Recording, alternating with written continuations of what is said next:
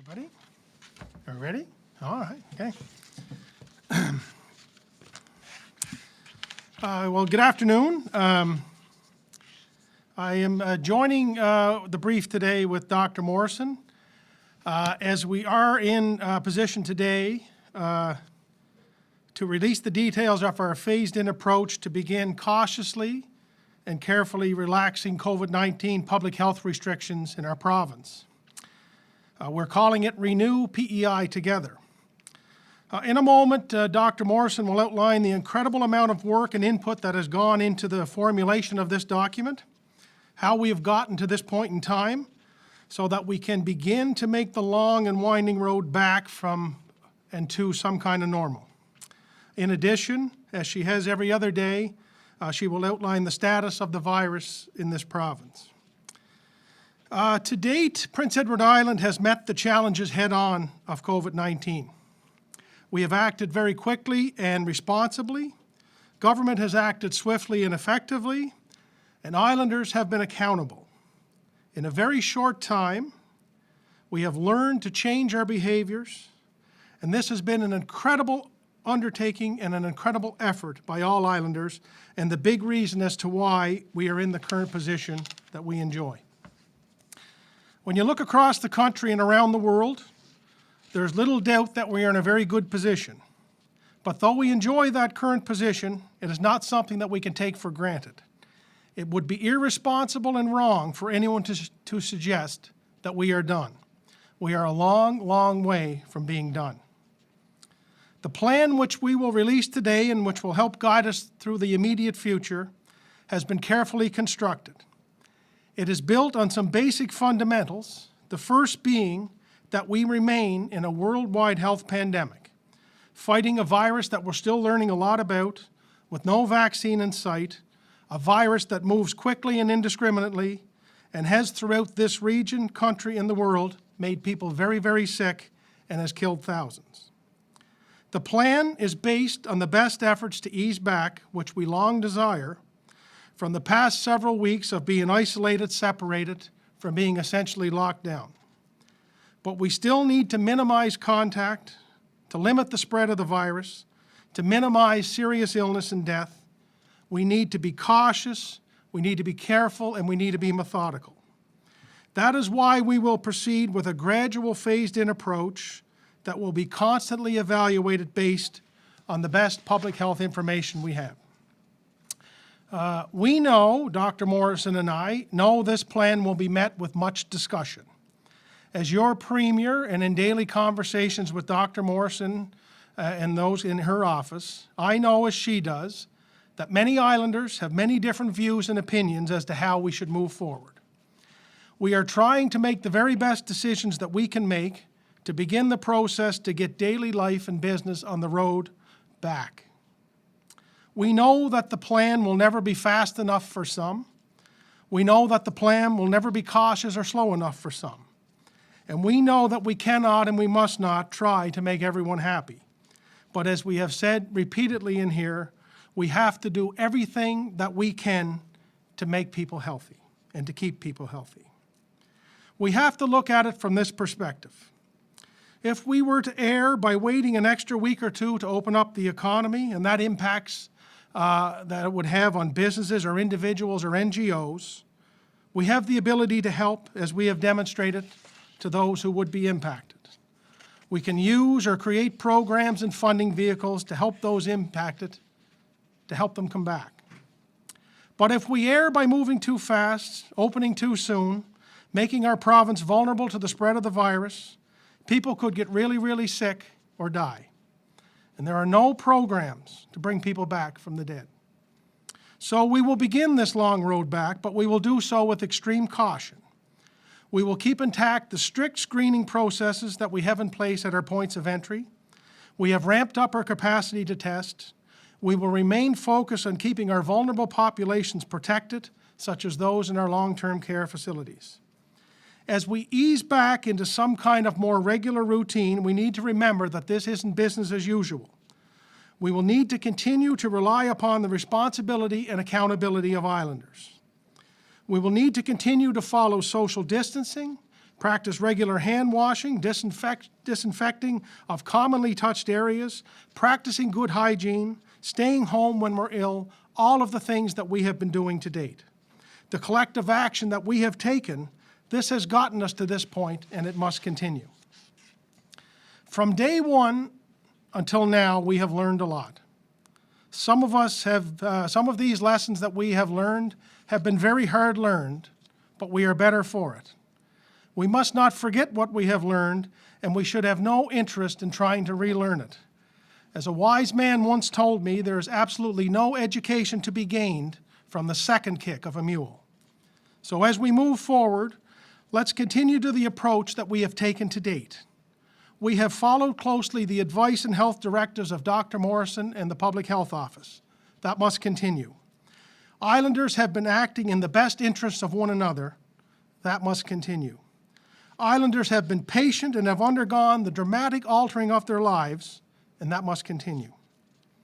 As we have from the beginning, I say to all Islanders today, let's stay strong, patient, vigilant, and united.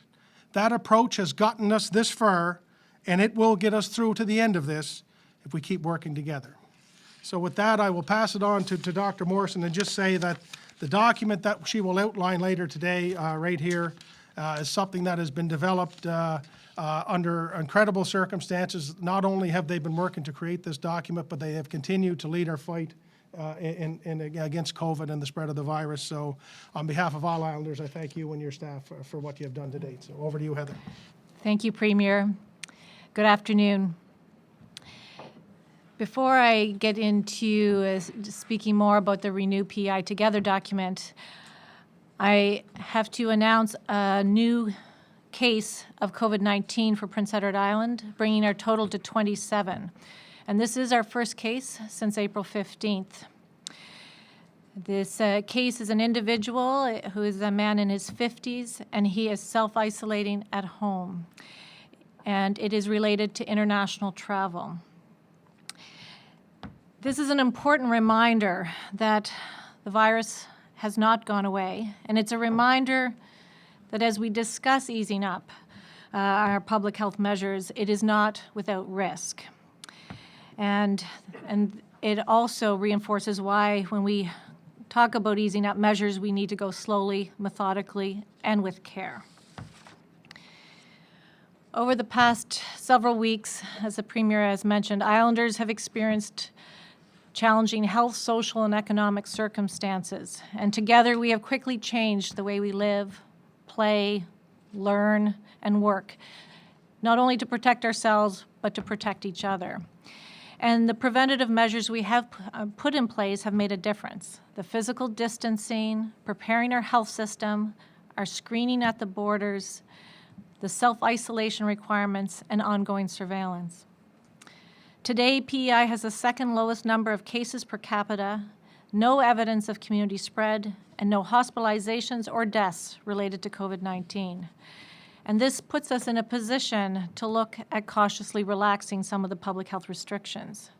We need and we want to get back to some level of activity. And in the past, we've talked about stay home as much as possible, and this is a transition and a move away from staying home as much as possible and slowly changing that. But it is extremely important to remain vigilant throughout this process. And because we do expect to see more cases of COVID-19, the screening at the points of entry and the self-isolation of travelers will continue to be extremely important. Today, as we announce Renew PEI Together as PEI's safe, measured plan to ease public health restrictions related to COVID-19, it will be done in phases. Renew PEI Together outlines the guiding principles and phased approach to reopen businesses, services, and public spaces in the province. It is a general plan implemented in 4 phases, the first of which will begin Friday, May the 1st. Each phase includes a progressive lifting of restrictions on individuals, communities, and organizations, and we'll move through each phase gradually, with each phase being evaluated and monitored by our office and our supporting team. At any point, progress could be slowed, halted, or even reversed in the interest of protecting islanders. And it is important to understand that this phased approach does not mean business as usual. All services, businesses, and organizations will need to modify their operation in light of COVID-19 and create operational plans to demonstrate how they will reduce the risk. And many businesses and organizations have already done so or are in the process of doing so. Also, organizations and businesses are not required to reopen at any initial date for a phase, and may choose to continue operating in a manner that, and a timeline that they feel more comfortable with. Our collective action will make a success of this plan. I'd like to talk about public health guidance that will remain in place throughout every phase, and that's the first thing I'd like to mention. And I will use some slides here, if I can do that, if they work. Okay. So in terms of public guidance that is important for all phases, and I know some of us will know this, but I think it bears mentioning again. So I'm going to read some of these out. It is to maintain physical distancing of 6 feet with individuals who are not part of one's household. It is to adhere to mass gathering limits of each phase. Stay at home when ill, and call 811 if experiencing symptoms of COVID-19. Wash your hands often with soap and water or use hand sanitizer. Don't touch your face with unwashed hands. Cough or sneeze into a tissue or your sleeve and wash your hands after. Ensure enhanced cleaning and disinfection of commonly touched surfaces. With employer support, continue working from home. Continue to use online home delivery and curbside options where available. Vulnerable individuals should exercise caution and minimize exposure. Limit personal, non-essential travel. And consider wearing non-medical masks in certain situations, such as public transit. And keep a log of interactions to self-monitor and to facilitate contact tracing should a case be detected. And as I've mentioned already, for the foreseeable future, border screening will continue at points of entry, and all persons entering the province will be required to self-isolate for 14 days. Of course, there are some exceptions for essential workers in that regard. Visitor restrictions in long-term care facilities will be maintained, as well as priority public services, childcare for essential workers, and home-based learning options. And moving into phase 1 of Renew PEI Together, which will begin this Friday, May the 1st. As of the end of the week, priority non-urgent healthcare services will begin, and this includes a phased approach as well. Priority elective surgeries and other priority services like cardiac supports and cancer screening. It also includes select health service providers such as physiotherapists, optometrists, and chiropractors. Where possible, other healthcare delivery will continue virtually.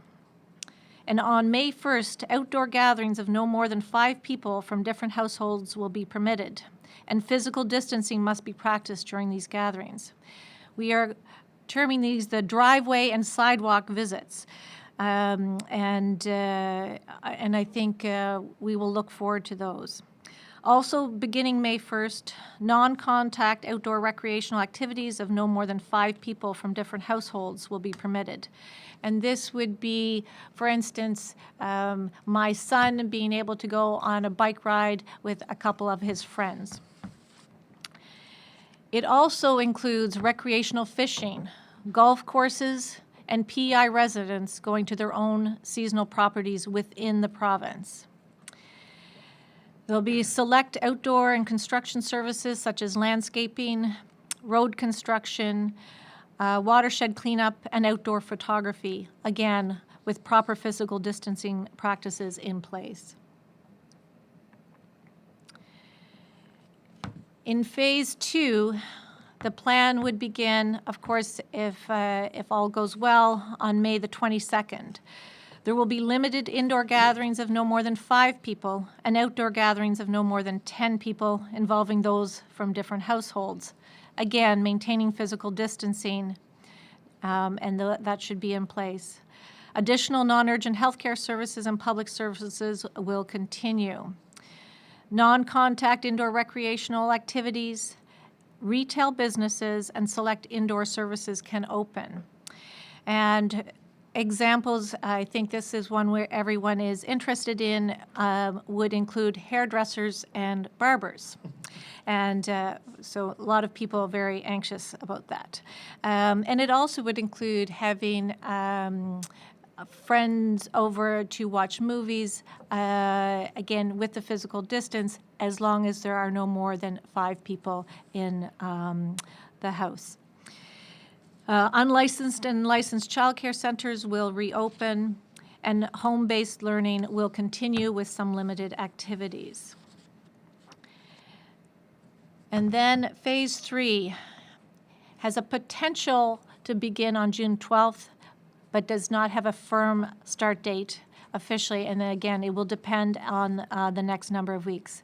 But at this point, we would permit gatherings of no more than 15 people indoors at that time and 20 people outdoors, and it would include religious gatherings. The transition to increased non-urgent health services will continue. Organized recreational activities, facilities and recreational facilities and services, and public spaces would reopen. This would include a yoga studio, pools, tennis, organized tennis, for instance, and additional personal services, and then in-room dining at restaurants with reduced capacity, and there'll be further discussions and details forthcoming. Note, there are many organizations or businesses that may not be sure where they fit in these phases. And if you do not see yourself or have any questions, certainly seek direction from our office. And there will be some businesses and organizations that maybe we haven't thought of that fit in easily to one of these phases, and we wanted to talk to you and so that we can figure it out together. And finally, phase 4 is when we look ahead and take a few steps, and there's no firm date for this phase.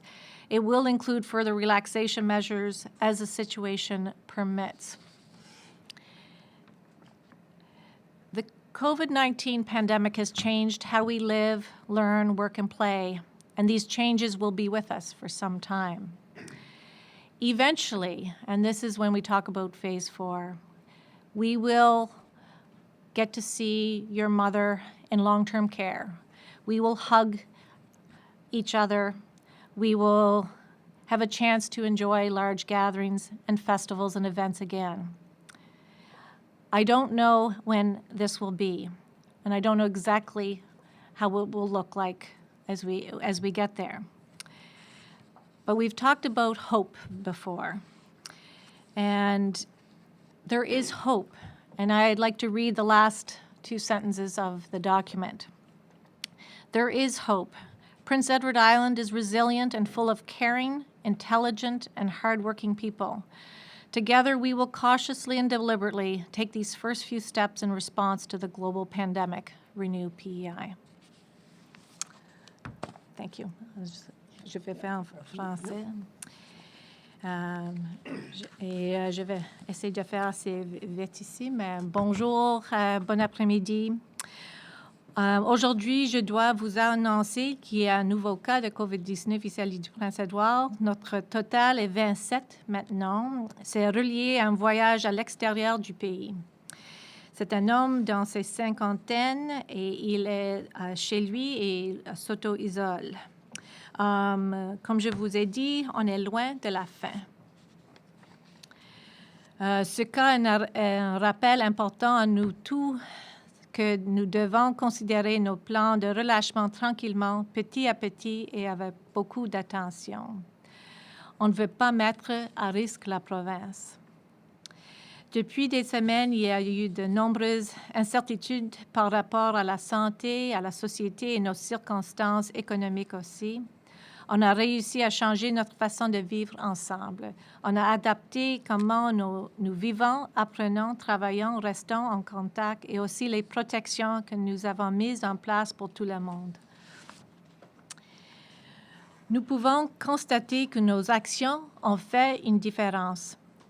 La distance physique, la fermeture des écoles et des centres de petite enfance, préparer notre système de santé, les contrôles aux frontières, l'isolation après tous les voyages, la surveillance continue.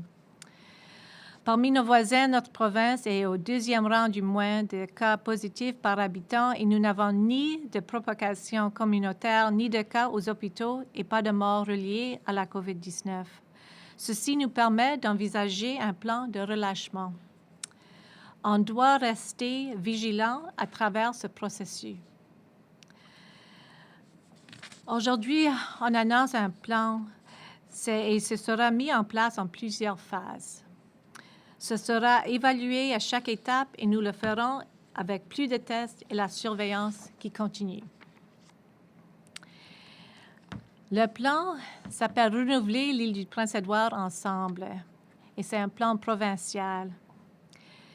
Et on explique les principes qui informeront notre approche pour ouvrir les entreprises, les services et les espaces publics. La mise en marche du plan commencera vendredi, le 1er mai, et ce sera en 4 phases. Et chaque phase réduira petit à petit certaines restrictions pour les insulaires, les collectivités et les organisations. Comme je vous ai dit, on va faire ça tranquillement, petit à petit. S'il y a des inquiétudes, on pourra ralentir, changer ou même retourner aux mesures nécessaires pour protéger les insulaires. Ce relâchement n'est pas un retour à la norme et tout le monde va devoir modifier leur façon de faire et tout le monde va devoir se créer un plan opérationnel qui nous montre comment ils vont réduire le risque. Le succès de ce plan se fie à l'effort collectif de nos actions. Je ne vais pas donner tous les détails de chaque phase, mais je peux répondre aux détails ou des questions. Mais renouveler l'île est un plan général. Les entreprises et les organismes communautaires n'ont pas besoin d'ouvrir la date que nous annonçons aujourd'hui et continuer à opérer que vous êtes confortable. Et si vous avez des questions, vous pouvez contacter notre bureau. Partout dans les parties des plans, il faut respecter la distance physique avec toute personne qui n'habite pas avec vous.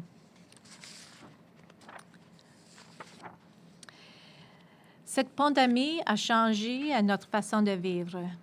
C'est difficile de prévoir le futur, mais la phase 4 est probablement une nouvelle norme pour nous tous. On aura la chance dans le futur d'être en famille, qui sont au foyer de soins et qui sont à risque dans un grand nombre ensemble, et de fêter ensemble et de visiter et d'être avec nos proches qui sont loin. Mais on ne sait pas la date, mais on va y arriver.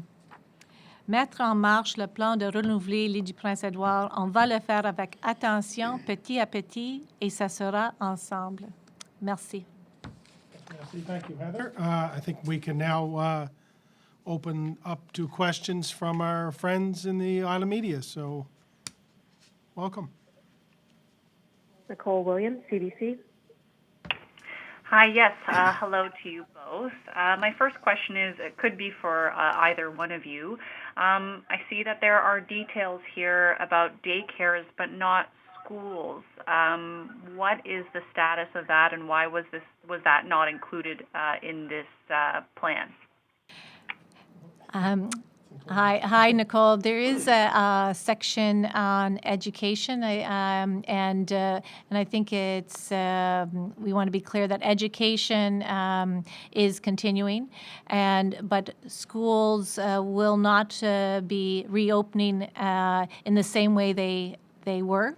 And there'll be further details. There, some of the respecting our numbers in terms of gatherings, the schools are looking at what limited activities they may be able to do in that regard, and there will be further details from education forthcoming.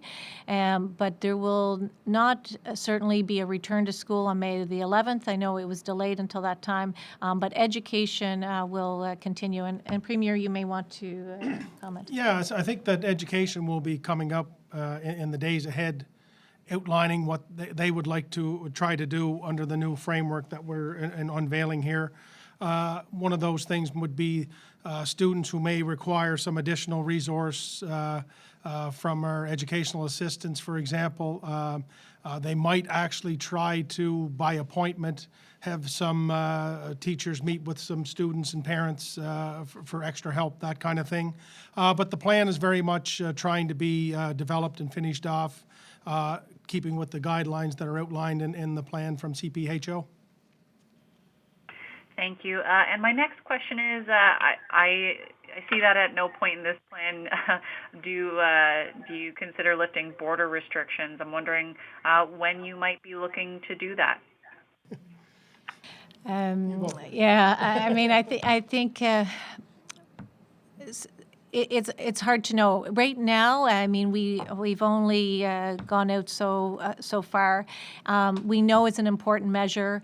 We also know that both internationally and nationally, when they are talking about the criteria, it's really important to make sure your risk of importation of cases is controlled, and our risk of importation of cases is through our entry points to the island. So at this point, it is really key that we continue to do the measures that we have put in place, but we'll continuously be monitoring and evaluating what that looks like, how that could change, and when it's needed to change. We've talked about the sort of Operation Isolation. We have over 2,000 people we're calling a day at the moment with Operation Isolation. So those are people who are in Prince Edward Island now that we are calling for their that period of time, and that, of course, that number changes every day. We are doing some screening of high-risk folks as they're coming off the bridge that has started. But those measures are really important at this point in time, and we will be able to ease up some of these measures, and we're able to do some of these easing up of public health measures because we have those points of entry control at this point in time. And so I think we'll need to see how it goes in the next few weeks. Yeah, and I think there's been a long path to get to where we are right now, and obviously there's a longer path to get out of it. But we've kind of began this process, a number of days ago, with the very realistic understanding that points of entry and mass gatherings would be among the last to be eased. So what does that look like into July or beyond? I don't think we're able to answer that right now, but essentially what Dr. Morrison and our government has been operating under under that guidance, essentially that the greatest risk right now to Prince Edward Island is from transportation outside of the province, so we have to be very mindful at our borders, and that needs to Thank you. Jessica Doria Brown, CBC.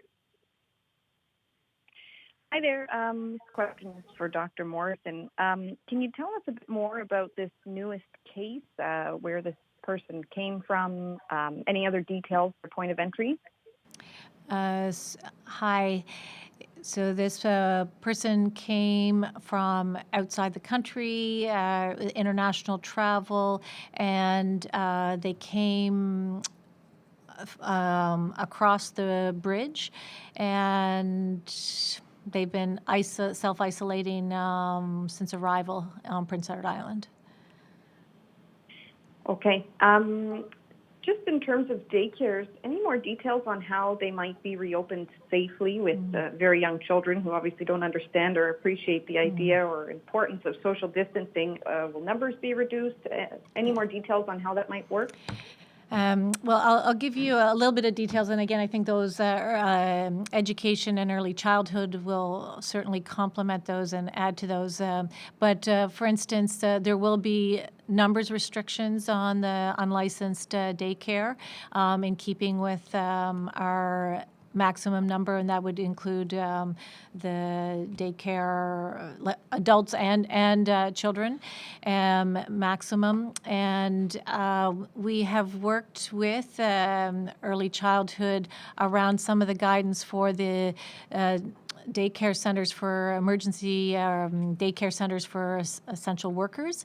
And so I think there'll continue to be an ongoing discussion and working with early childhood to try to keep both the staff and the students safe. And of course, it's in one sense the young children, and we've talked about it here before. The young children in this country have not been impacted by COVID-19. Not only in this country but around the world have not been impacted by COVID-19 in the same way as, for instance, older people in the country.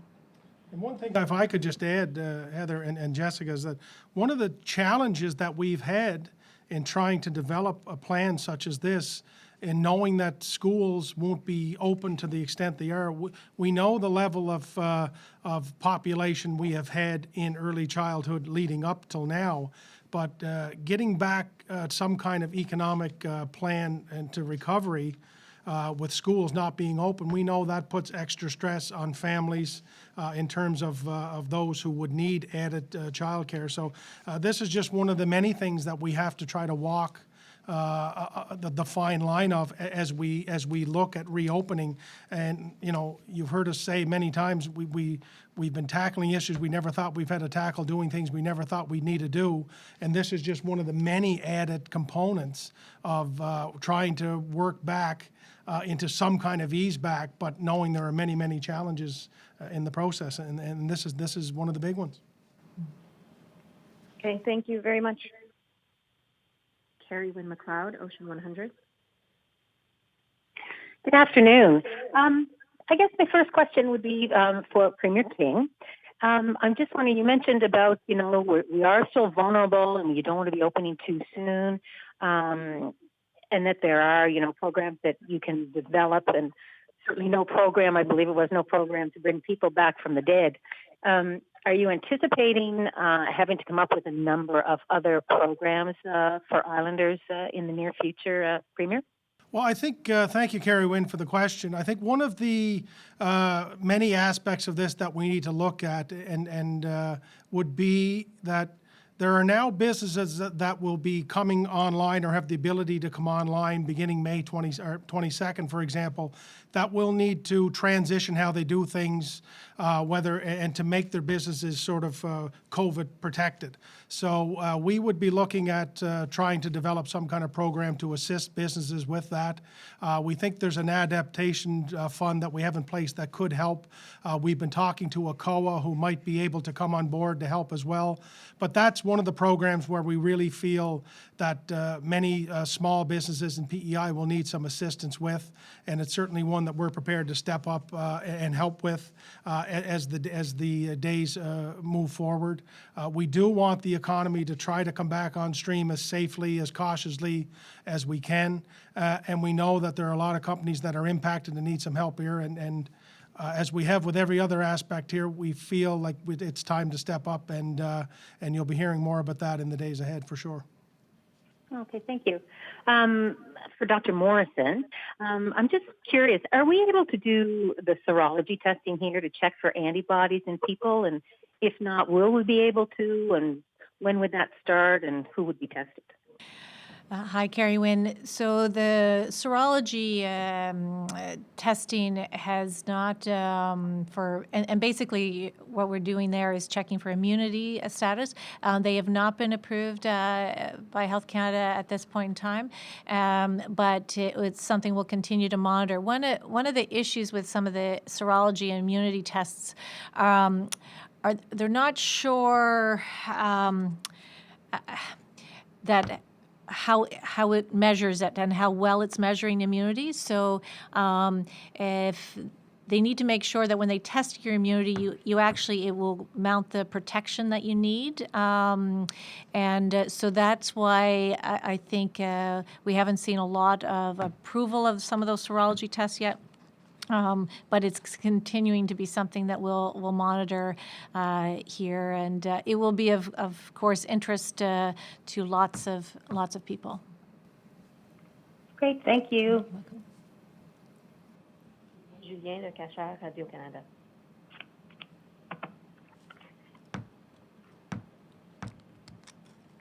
Julien Lecacheur, Radio-Canada.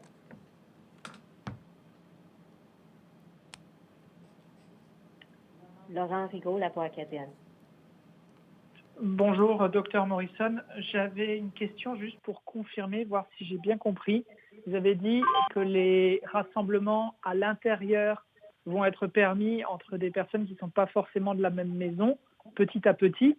Est-ce que si on a 5 personnes qui viennent à la maison, est-ce qu'il faut garder 2 mètres de distance entre tout le monde?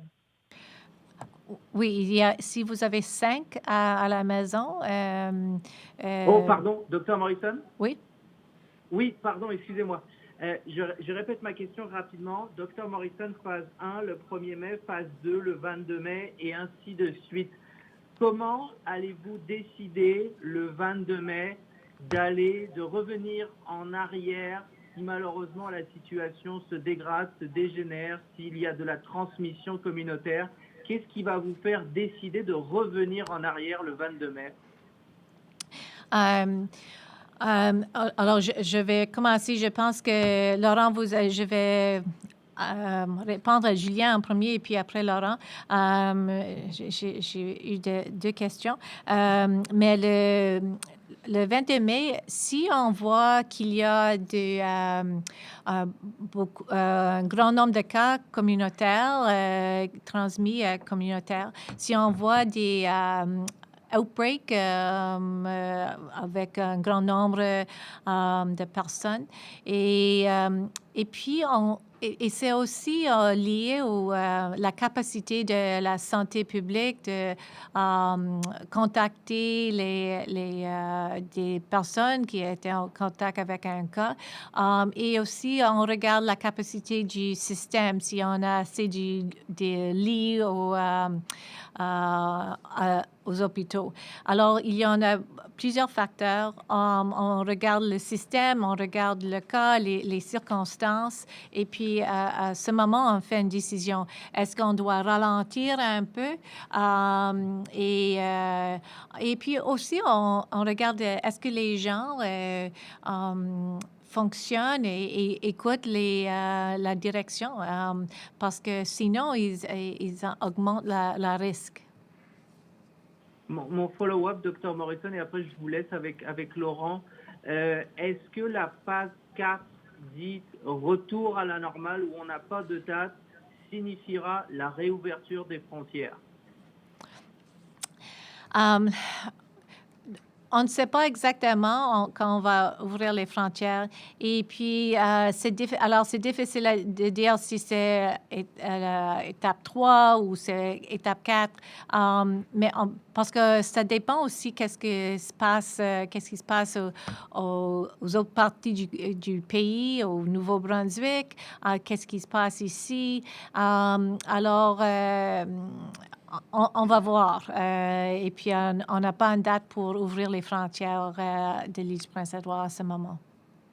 Merci. OK, merci. Et puis, je pense que c'est Laurent encore. Oui. OK, je m'excuse. Vous avez... est-ce que vous pouvez répéter la question maintenant? Je voulais savoir, quand les rassemblements à l'intérieur seront permis, même dans la phase 3, on pourra être plusieurs à la maison, inviter des gens. Est-ce qu'il faut garder la distance de 2 mètres avec tout le monde, même à l'intérieur? Oui. Oui, il faut garder la distance à l'intérieur des 2 mètres. On sait que c'est une des choses qu'on doit garder pour réduire le risque de COVID-19. Et puis, c'est une des choses qu'on peut faire, une des choses qui est plus de protection que même des masques. Si vous, c'est bien plus meilleur qu'un masque. De garder la distance. Alors, vous devez avoir une grande maison si vous devez avoir plein de monde et veut garder la distance. Okay. And I just have a question for you, Premier. I'm wondering if is there any discussion with New Brunswick, Nova Scotia, and Newfoundland and Labrador to reopen together all the province from the Atlantic? Well, thank you for the question. I think right now the Atlantic provinces would be like every other jurisdiction. Everybody is sort of working at a different pace. The most consistent one with us right now would be New Brunswick. Nova Scotia is obviously side with dealing with the horrible tragedy from last weekend. They are dealing with COVID at a certainly different level than us, and there's been some sporadic challenges, obviously, in Newfoundland. Right now, the one most consistent with us would be New Brunswick. So if we were forecasting out the net quite a bit longer than what we deal with here, probably the best possible province to partner with at some point would be New Brunswick. We're certainly not there yet, but I would say, but of the 4 Atlantic provinces today, it would be most likely, all things being equal and staying as they are, that we would be first to work more closely with New Brunswick than the rest. Thanks. François-Pierre Dufault, Radio-Canada. Good afternoon to you both. I'll ask my question in English, and I would ask Dr. Morrison if you can answer it in French, please. My question has to do with enforcement. So starting on Friday, what is the plan going forward? Are we going to see the same level of enforcement that we've seen in the last few weeks and even last few months? Or is that going to ease up as the measures or the restrictions are eased up from now until late June? Do you want me to? Yeah, you start. And then, sure, yeah. Okay. Hi. So I think I'll start and try to answer in English, and then I'll try in French as well. So in terms of the monitoring, a couple of things. We will be updating our public health order and by the end of the week so that it is consistent with these measures. And so the update of the order will be consistent with phase 1. And we'll be relying certainly on our partners to help us with some of that enforcement. But it's really about graduated approach, and it's about education and then progression from there. So we are going to have a system of we are asking businesses, for instance, and organizations to have operational plans. There'll be a certain number which will be inspected and randomly inspected. There'll be some that we will identify and work with businesses and organizations if they want to have questions about their plans, and we'll be issuing some clear guidance be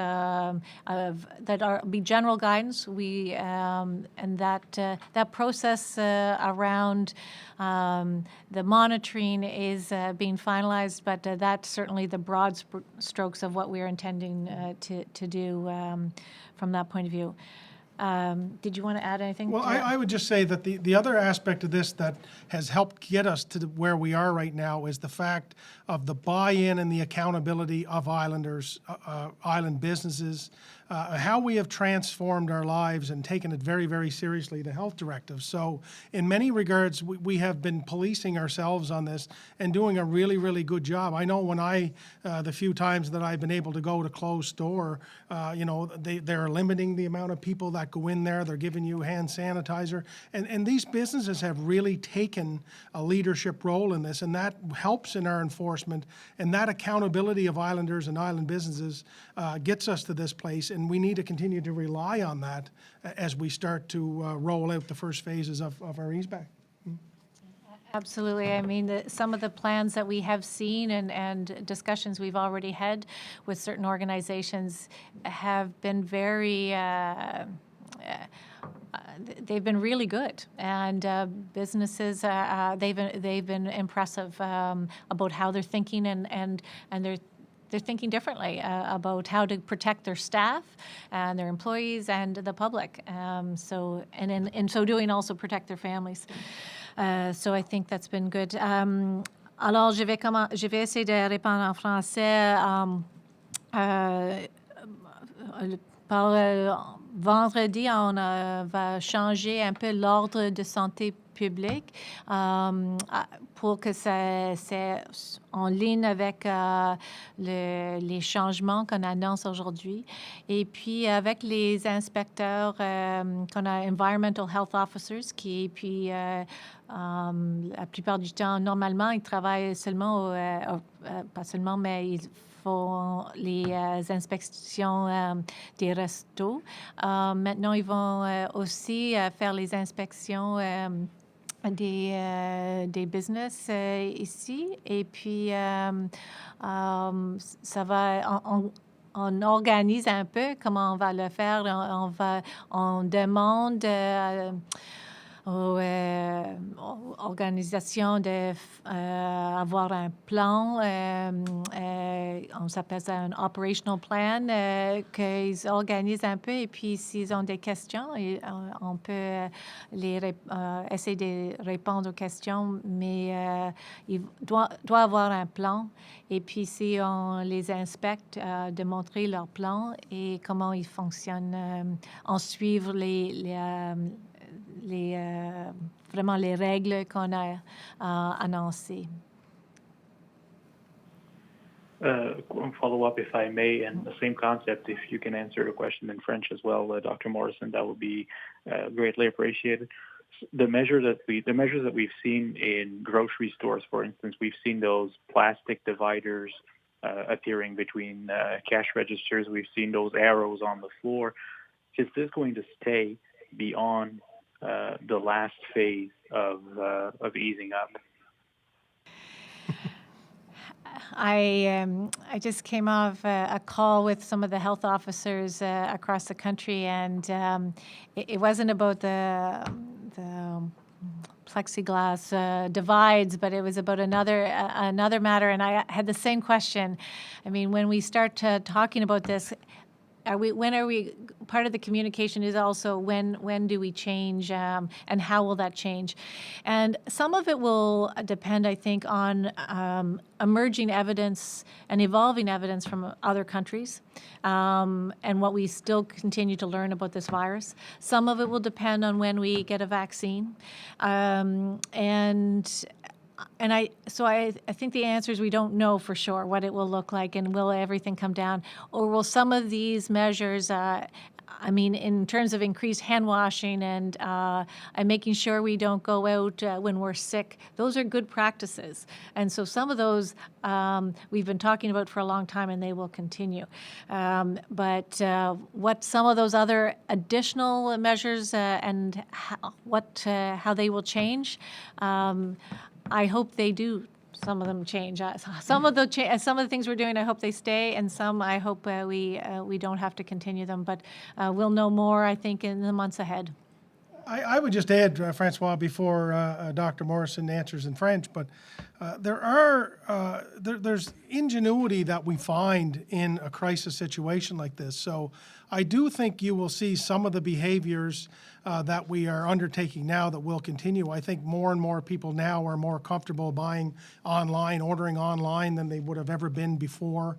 I think that will continue. I think from a government operations perspective, we have a large number of people operating on a work from home capacity that I would think, quite honestly, 3 months ago that I don't think anyone would have thought that would have been practical or probable. So I do think there are certain ingenuities that are taking place here out of necessity that people will now continue to carry on. But like Dr. Morrison, there are many things I hope we can quickly leave behind on this. But I know one small speck of this from a government operations perspective has been me trying to talk to my colleagues in government, the ministers, the deputies, and so many others to let's not lose track of some of the ingenuity and some of the really amazing things we've been able to do to cope with this, because there's efficiencies we can take forward that will help us to keep rolling. So.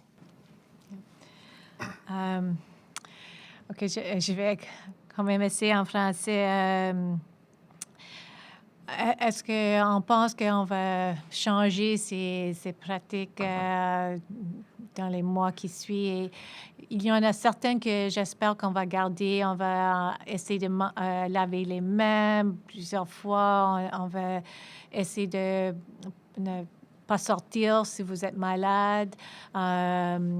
Et puis, c'est des choses qu'on doit faire quand même dans la saison de la grippe. Mais il y en a des autres choses que j'espère qu'on va pas toujours avoir tellement de distance. J'espère qu'il y a un jour, on doit toujours pas porter les masques, mais on a beaucoup, on cherche, on regarde l'évidence qui sort des autres pays et ici au Canada, de quoi on doit suivre, qu'est-ce qui va changer. Alors, on n'a pas une date exacte où ça peut changer et on va voir. Alors, j'espère qu'il y a des choses qu'on va changer et puis j'espère qu'on va garder quelques-unes des mesures. Merci beaucoup. Merci. Stu Leapy, The Guardian. Hi, good afternoon to you both. I apologize if this might have been asked in French. I might have missed it, but the gatherings, I guess, in phase 1 and phase 2, up to 5 outdoors and in households, do people still need to maintain social distancing? Like, are hugs legal, I guess, in phase 1? You know, is that permitted? So, hi, Stu. The physical distancing is really important. So, and in phase 1, it's really about outdoor gatherings and still maintaining that distance. But it's about the fact that we may be able to.